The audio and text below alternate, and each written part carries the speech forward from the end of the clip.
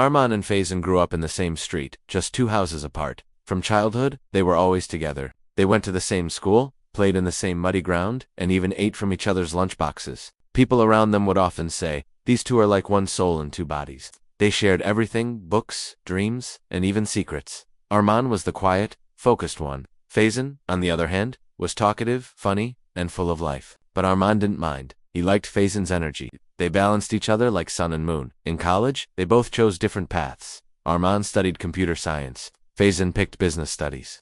But their friendship didn't change. They still met every evening, shared tea at their favorite stall, and talked about life.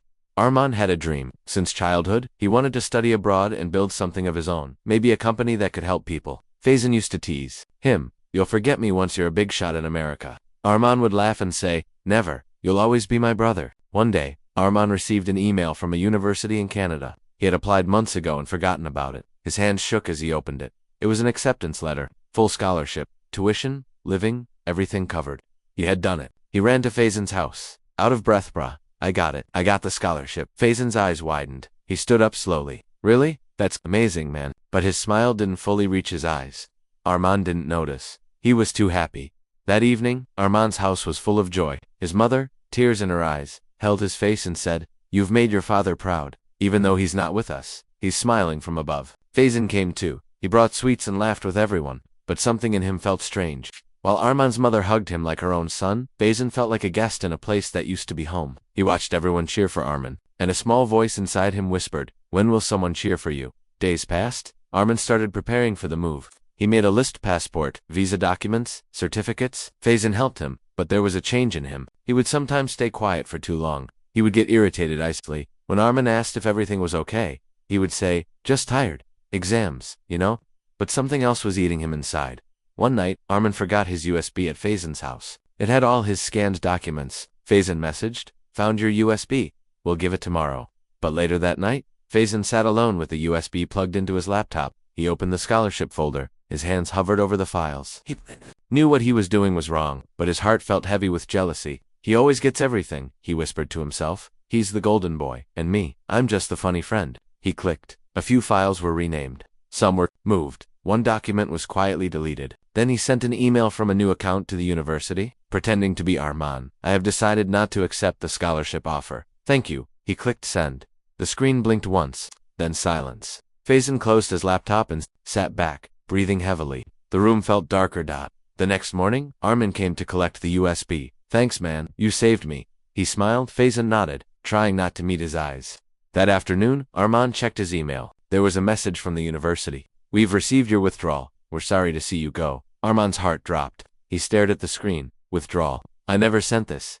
Panic rose in his chest. He searched his sent mail. Nothing. He checked his drafts. Nothing. He called the university. The woman on the phone said, "We received an official withdrawal email from your address yesterday night." Arman's hands went cold. "Can you send me that email?" he asked. Minutes later, he received it. But it wasn't from his ID. It was a different one, almost identical. He stared at it for a long time.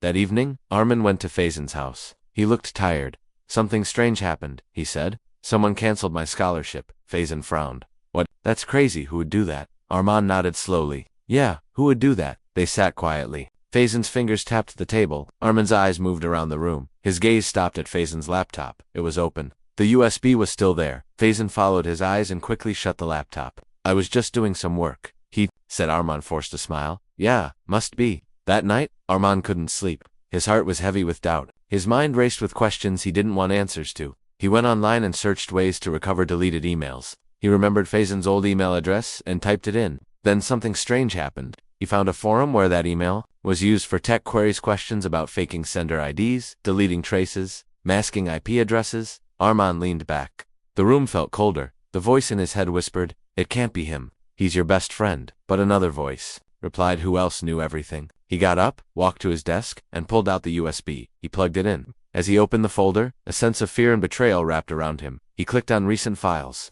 A list appeared. Some of them had timestamps ones he didn't recognize. Late night activity. Then his phone buzzed. A message from Faison, just one line. "Don't dig too deep, bro. Some truths hurt." Arman stared at the screen. The bond everyone admired had started to break and he wasn't sure it could ever be fixed. Arman couldn't sleep that night. He kept staring at Faison's message. "Don't dig too deep, bro." Some truths hurt. The words ran through his mind like poison. His heart wanted to believe it was just a misunderstanding, a joke maybe, but his mind whispered this is not a game, something's not right. He got up and sat near the window. The street outside was quiet, like the calm before a storm. His mind drifted back to childhood when he and Faison made paper boats in the rain and swore to never leave each other's side. Now it felt like he was standing in the same rain, but alone. The next day, Armand visited the university office. In town to ask about his case, the officer looked at him with sympathy. We received an official withdrawal from an address that matched your name. We followed the protocol. Armand tried to explain, but it was clear they had already offered his seat to someone else. The scholarship was gone. Final, irreversible. Armand stood still. It felt like someone had taken the floor from under his feet. Everything he had worked for, dreamed of, was gone because of one email. He walked home in silence. Every step felt heavy. He passed the tea stall where he and Faison used to sit. The man behind the counter called out, "Armand Beta, alone today." Armand forced a nod and kept walking. He reached home and broke the news to his mother. Her face fell. She didn't cry, but her silence said everything.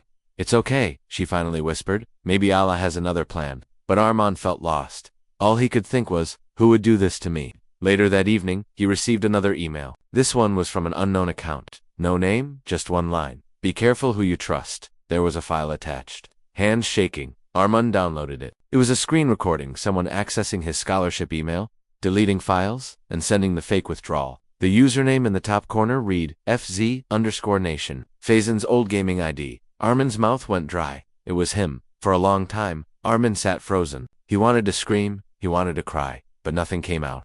How could the person he loved like a brother do this? Why? He picked up his phone and dialed Faison. The call rang. No answer. Again. Still no reply. Armand couldn't breathe. He opened his laptop and searched for FZ_Nation. He found an old email linked to Faison's school profile, then another one linked to a tech forum. The puzzle pieces were starting to fit, slowly, painfully.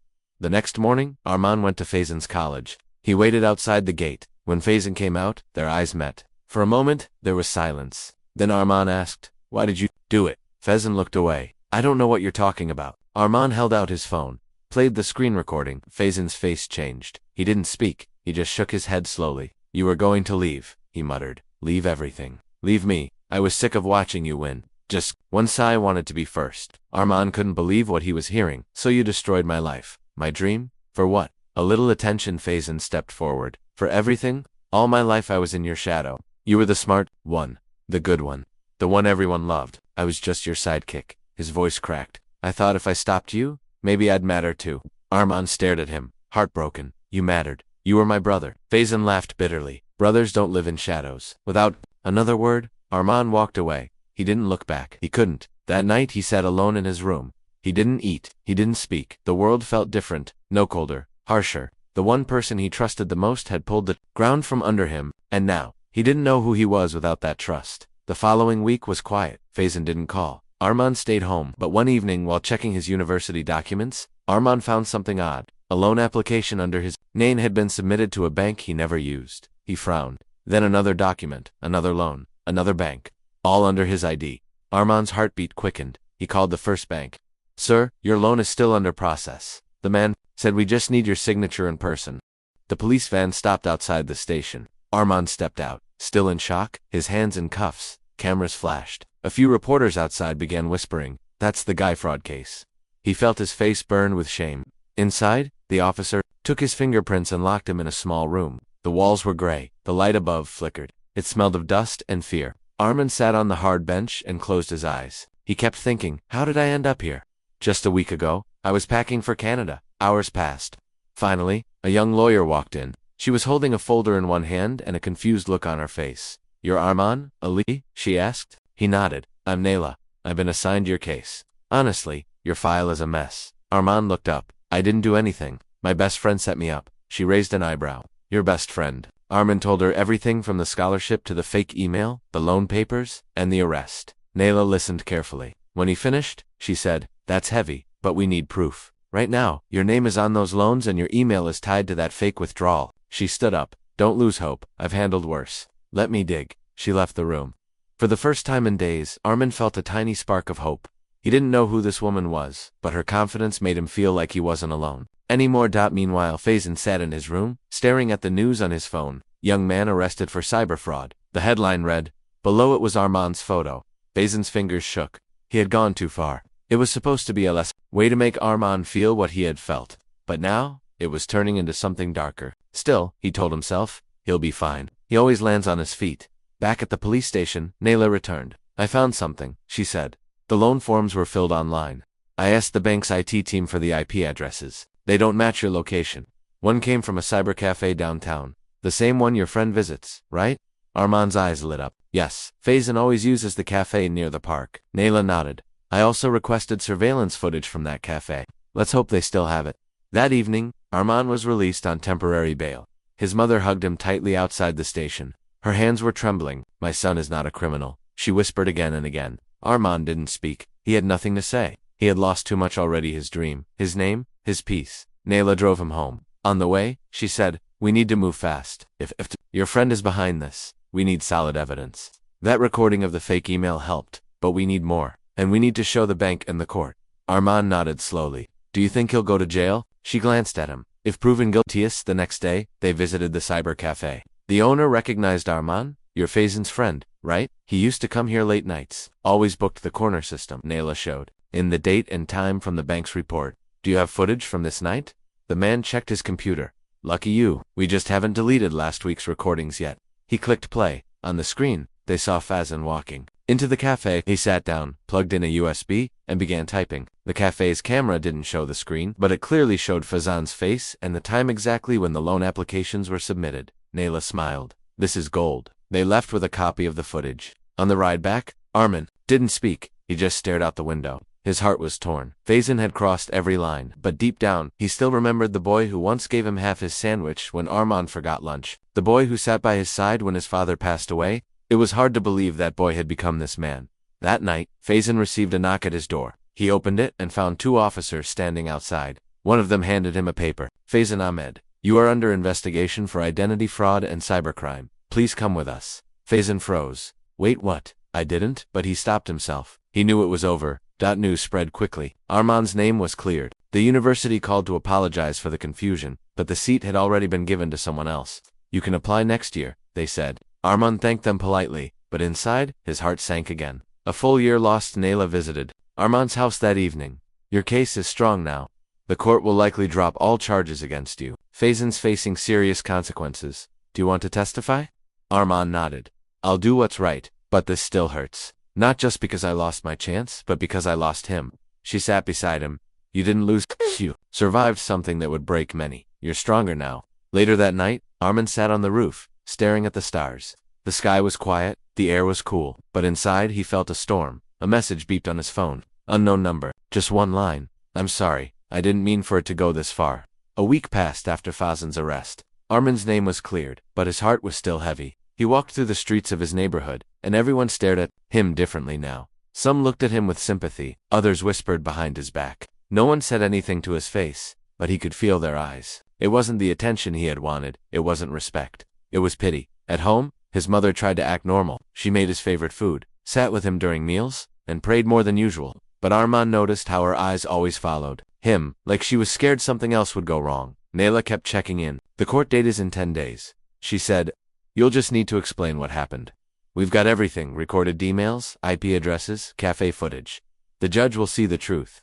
Armand nodded, but he hadn't stopped thinking about Faison's message. I didn't mean for it to go this far. What did that even mean? Was it guilt, or just fear of punishment? One night, Armand couldn't sleep. He opened his old photo album. Most of the pictures were of him and Faison laughing, celebrating being stupid kids. He stopped at one photo from their school farewell. Faison had one arm around Armand's shoulder, and both were holding a sign that read, Brothers for Life. Armand touched the edge of the photo and whispered, Why did you do it, Faison? The next morning, Armand got a letter. Not an email, a real, handwritten letter. There was no name on the envelope, just his name in messy handwriting. He opened it slowly. Inside, the writing was rushed and smudged. I know you hate me. Maybe I deserve that. Maybe I deserve worse. But I need you to know something. I didn't plan to destroy your whole life. I only wanted to stop you from leaving. I thought you'd be angry, but you'd stay. I didn't expect the loan mess to blow up like this. That was a mistake, a big one. I panicked. I messed up. I lied, again and again. And now everything's broken. But Armand, I didn't hate you. I envied you. I felt like I was never enough beside you. I don't want forgiveness. I wanted you to know. Whatever happens to me now, I'll accept it. There was no name at the end, just a dot. But Armand didn't need a signature. He folded the letter and sat down. His chest felt tight. He wanted to be angry. He wanted to scream, but all he felt was sadness. That afternoon, Armand went to the jail. He asked to meet Faison. The officer at the gate raised an eyebrow. You sure?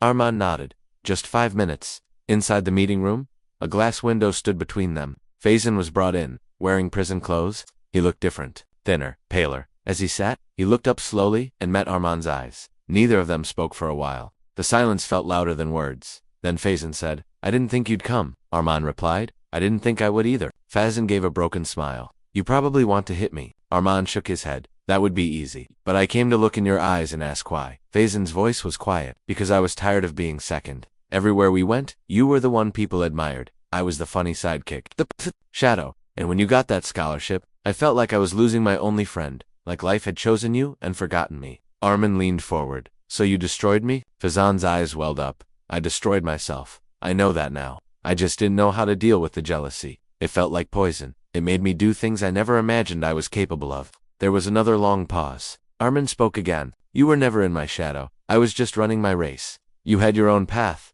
but you kept looking at mine. Faison looked down. It's too late, isn't it? Armand didn't answer that question. Instead he said, you should tell the truth in court. Not for me, for yourself. Faison nodded. I will. The officer signaled that time was up. As Faison stood, he said, I'm sorry, Armand. Truly. Armand stood too. Good. Start from there. As Armand walked out of the jail, the sun felt a little warmer. His steps were still heavy, but something inside him had shifted. The pain was still there, but now it had a direction. He didn't know if he could ever forgive Faison fully, but he knew he didn't want to carry this anger forever. The court date arrived. Armand sat in the front row, watching Faison walk in handcuffed. The judge asked questions, the lawyers presented the evidence, and finally, Faison stood up. His voice didn't shake this time. I accept what I did. I lied. I used my friend's identity. I sent fake emails. I caused harm that I can never undo. I don't ask for mercy, I just want to own my mistake. Gasps came from the back. Faison's mother wept silently. The judge looked at him for a long time before speaking. The law will take its course, but truth spoken at the right time still matters. He adjourned the court. Armand stared at the message on his phone. His hands trembled. The room felt colder than before. Faison wasn't acting alone. The words kept repeating in his head like an echo. Who else could be involved? He had only ever shared his scholarship dream with Faison. No one else knew the details, at least that's what he believed. He tried calling the number that sent the message, but it was switched off. He messaged back, who are you? But there was no reply. The next morning he went straight to Nayla's office. She was busy reading case files but looked up when she saw Armand's face. What happened? She asked. Armand showed her the message. She read it twice and frowned. This changes things. If there's someone else involved, we need to find out who. But it could also be someone trying to scare you. Armand shook his head. It feels real. My gut says someone's still hiding. In the shadows, Nayla leaned back in her chair. Let's retrace the steps. Who had access to your documents besides Faison? Armand thought for a moment. I saved everything on my USB, which I gave Faison once by mistake. But before that, I also used the printing shop near college, the one with the blue signboard. I went there to print my certificates. Nayla's eyes narrowed. That's something. Let's go. They reached the printing shop in the afternoon. A young man sat behind the counter, chewing gum and scrolling through his phone. Armand recognized him. Ali Bai. Remember me? I came here last month to print my documents. Scholarship stuff. The man nodded lazily. Han, I remember. Big folder. Canada thing, right. Armand's heart skipped. Yes. Did anyone else ask for my files later? The man scratched his head. Well, your friend came back the next day. Said you needed to reprint. I gave him the copies. Armand's face went pale. Which friend? The man shrugged. The tall one. Not the funny one you're always with. This one had a beard. Said his name was Somi. Armand's legs went weak. Somi, Faison's cousin. He used to visit their neighborhood during holidays. Armand never liked him much. He was older, quiet, and always looked at people with cold eyes. Are there any security cameras here? Nayla asked. The man nodded. Yeah, but footage is auto-deleted every 15 days. If it's from last month, it's probably gone. Back outside, Armand turned to Nayla. I never thought of Sami, but it makes sense. Faison didn't know how to hack emails or make fake IDs. He always needed help with tech stuff. But Sami, he studied IT. I remember now he once joked he could break into anyone's email. Nayla's voice was calm but sharp. Then we find him. They went to the police station and updated the officer handling the case. We need to look into Sami, Nayla said. He may have helped Faison or even pushed him into it. The officer made a note. We'll bring him in for questioning. Meanwhile, inside the jail, Faison sat on his bed, staring at the wall. His mind was full of regret. He had confessed. That brought a strange kind of relief.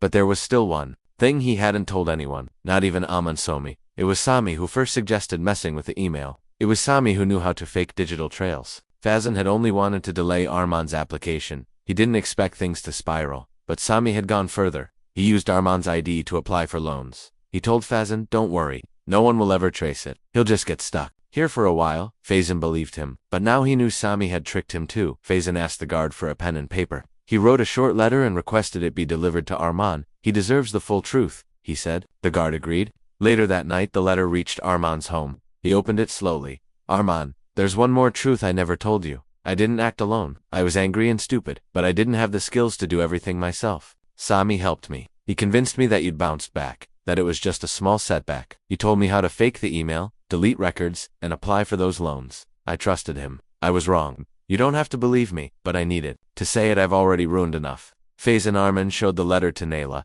"He's confirming it now. Sami was the second hand behind everything." Naila nodded. "Then we get him arrested. Now we have Fazan's written confession too." The next day, police visited Sami's house, but he was gone. His parents said he had left for 2 days ago for some freelance project. The officer sighed. "He probably knows we're coming, but we'll track him down."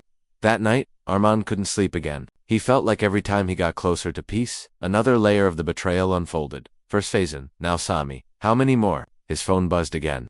This time it was a voice message from an unknown number. A deep voice spoke. "If you keep digging, you'll regret it. Let go, Arman. Or next time, it won't just be your name that gets hurt." Arman's blood turned cold. He now realized, he wasn't just betrayed, he was being hunted. Arman replayed the voice message over and over. The voice was deep and slow, and though it was clearly disguised, something about it made his skin crawl. "If you keep digging, you'll regret it." Those words weren't just a warning, they were a threat. He walked to the window and looked outside. The street was dark and quiet, but suddenly it didn't feel safe anymore. He checked the locks on every door in the house, then sat down with his phone still in his hand. He typed a message to Naila. "I just received a threat." Within minutes, she replied, "Save the audio. I'm on my way." When Naila arrived, she listened carefully. "This voice is masked," she said, "but the words are dangerous. We need to take this seriously." Arman nodded. "They know I'm not letting this go, and they don't like it." She picked up her phone and made a call. "Inspector, we need protection for Arman tonight." That night, a police constable stood outside Arman's house. But Arman still couldn't sleep. He kept wondering what was Sami hiding, and what was he so afraid Arman might find? His gut told him this wasn't just about jealousy or money anymore. There was something deeper, something still buried. The next morning, the police informed Naila that Sami had been located in he had rented a cheap room and was using a fake ID. His laptop had been seized, and he was being brought back for questioning. Arman finally breathed a little. "Now we'll know everything," he said. Naila wasn't so sure. "If he's willing to threaten you, he's hiding more than we expect." Sami arrived that evening, handcuffed and silent. In the interrogation room, he denied everything at first. But when the officers played Fazan's letter and showed him the footage from the cyber cafe, his expression changed. He leaned back and laughed quietly. "So the golden boy wins again." The officer frowned.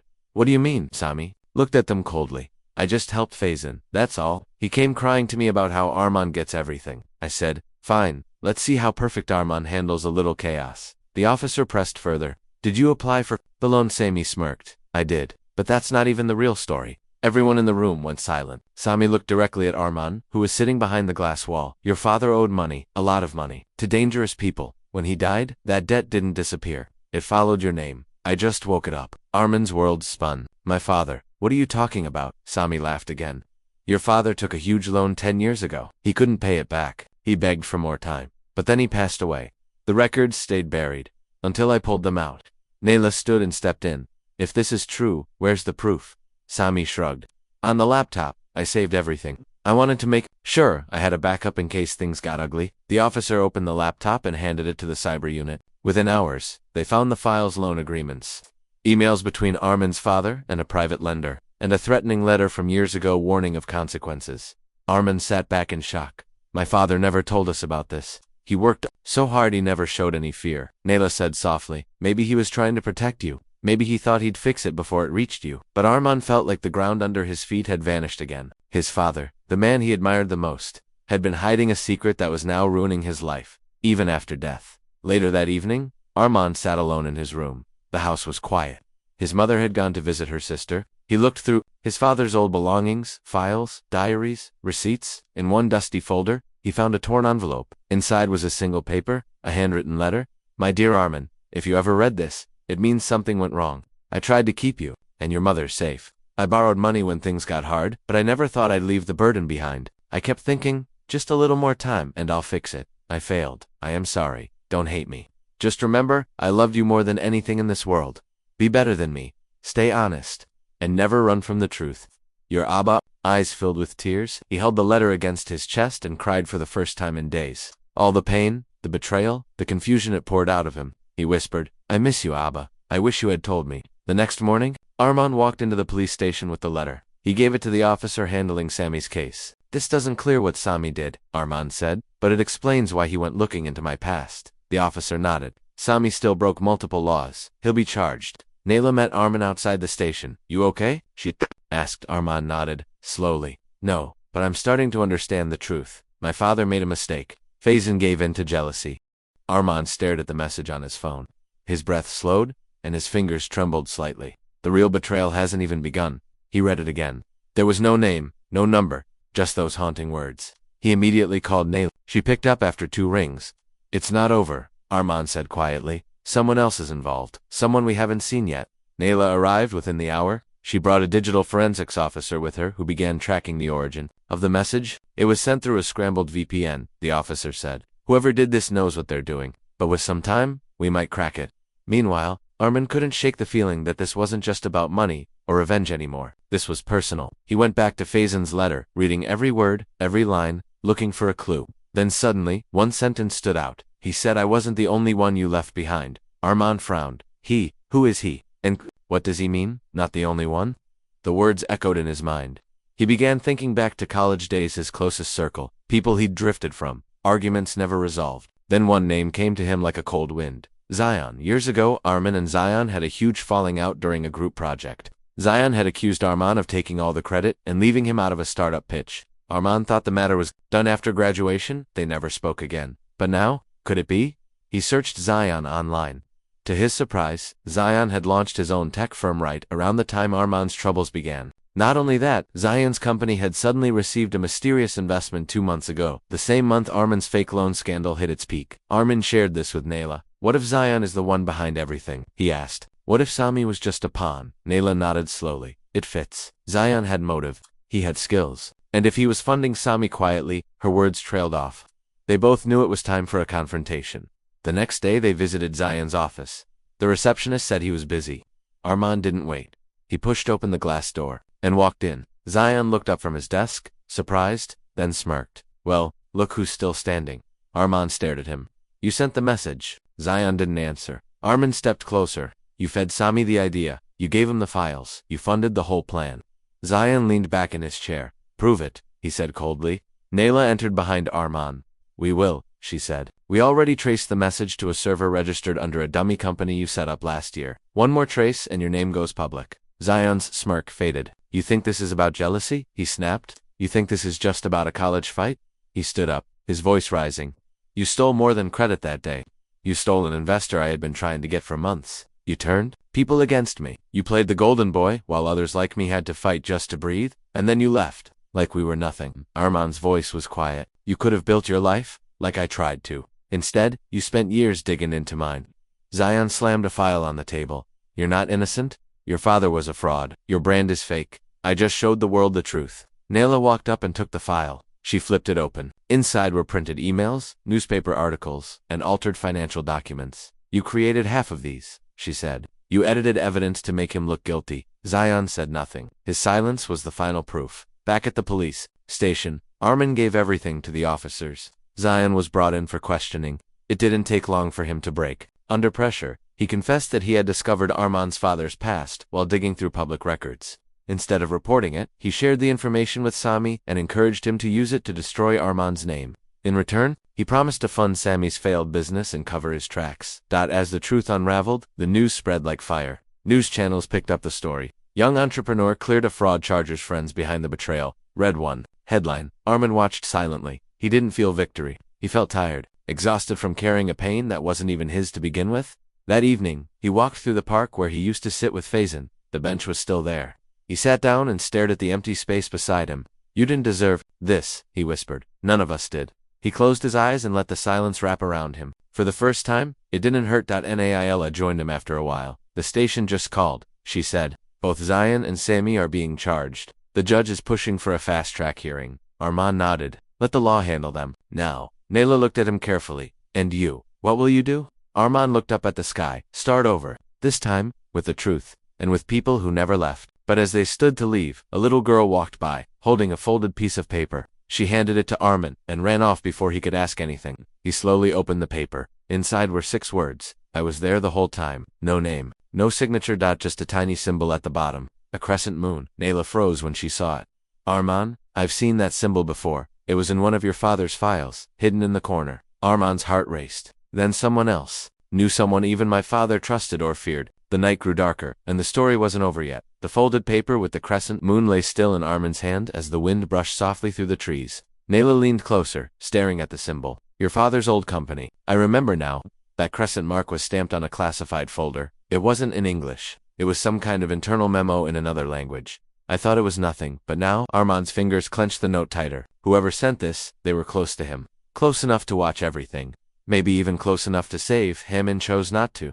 They went back to Arman's apartment and began digging through his father's old boxers. The ones that had remained sealed since the day he died. Dust rose as Arman opened them one by one. Faded documents, photographs, scribbled notes. Then, buried in a brown envelope marked private, they found a folder with the crescent moon in the corner. Inside were handwritten letters and Urdu technical drafts and maps with marked locations. There was also a photo of Arman's father, standing beside a man in sunglasses, smiling. On the back of the photo, only one line was written. Trust no one, not even those who built you. Arman's hands began to shake. That man, I've seen him before. He came to my father's funeral, I remember. He didn't say anything, just stood at the back. Naila quickly scanned one of the maps. This isn't just a company document, this is a route map. Pakistan to Dubai. And these initials are Kupir again and again. She held up another page. Your father was involved in something more. Maybe something he tried to escape. A sudden knock at the door startled them both. Arman slowly walked to the door and opened it. Outside stood an old man with a black coat and a walking stick. His eyes were sharp, tired, but deeply focused. I told you I was there. The man said. Arman stepped back. Who are you? The man entered quietly, glancing around the room as if it belonged to him. He sat down without invitation. Your father was a complicated man, he said. He built something powerful, something too dangerous to live in one man's hands. And when he tried to destroy it, he signed his own death certificate. Naila stared at him. Are you saying he was murdered? The man looked directly at Arman. Yes, but not by Sammy, not by Zion, not even by someone you know. It was much bigger. Your father once worked for a shadow network that moved money across borders, beyond tax systems and government oversight. They called themselves The Line. The crescent moon was their symbol. He created the software they used. But when he saw the consequences, how they were funding warlords, smuggling weapons, he tried to walk away. Arman felt his knees weaken. So everything, every pain we went through, started with that. The old man nodded. He thought by faking his own guilt, he could destroy their trail. He confessed to crimes he never committed, burned bridges, and lived in shame to protect you. Naila was shaking her head. But why didn't anyone tell the truth? Why didn't you stop it? The man sighed. Because I was part of it once. I watched him make the same mistake I made, believing he could outrun a system built on shadows. He saved you from being hunted. That was his last deal with them. Arman sat down slowly. Then why are you here now? The man took out a small drive from his pocket and placed it on the table. Because the Line is still watching, and they know you've opened the files. That drive contains all the encrypted names, accounts, and locations. But once it's opened, there's no going back. They'll come for you too, Naila whispered. Then we can't just hand this to the police. The man shook his head. The police are compromised. You need to go public, all of it. Expose them where no one can bury the story. Arman stared at the drive. And what happens to us? The man looked down. You run, or you fight. But they won't stop. He stood to leave. Your father made his choice. Now it's yours. And then he walked out into the night, disappearing like a shadow. Arman and Naila stared at each other. It was too much. But also, it made everything make sense. The fake loans, the betrayal, the deaths, everything. 3 days later, Arman stood before a massive crowd of journalists.